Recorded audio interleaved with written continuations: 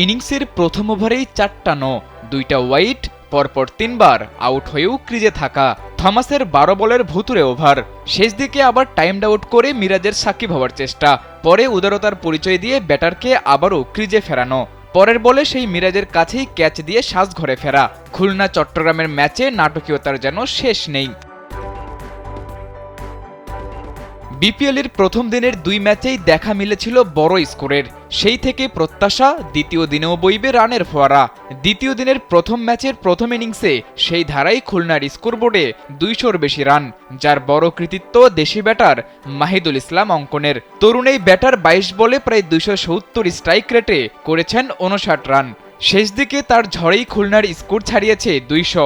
Double million offer Walton fridge কিনে পেতে পারেন 20 লক্ষ টাকা, রয়েছে কোটি কোটি টাকার নিশ্চিত উপহার। খুলনার ইনিংসের শুরুতেই নাইম শেখের ঝড়ে আভাস মিলেছিল ভালো কিছুর, কিন্তু উইকেটে সেট হয়েও মাত্র 26 রানে সাজঘরের পথ ধরেন এই ওপেনার। নিজেকে প্রমোট করে 3 নম্বরে নিয়ে আসা মিরাজও এদিন ওয়ানডে মেজাজে খেলে করেছেন মাত্র 18 রান। এক পাশে সবাই আসা যাওয়ার মিছিলে থাকলেও অপর পাশে একলা লড়াই করেছেন খুলনার তরুণ ওজি ওপেনার উইলিয়াম। তার ব্যাট থেকে এসেছে 50 বলে 75 রান। বড় রানের লক্ষ্য তাড়া করতে নেমে প্রথম বলে উইকেট হারায় খুলনা। ওপেনার নাইম প্রথম বলেই থমাসের শিকার হয়ে ফিরতে পারতেন সাজঘরে, কিন্তু থমাসের নো বলে সেই যাত্রায় টিকে যান নাইম।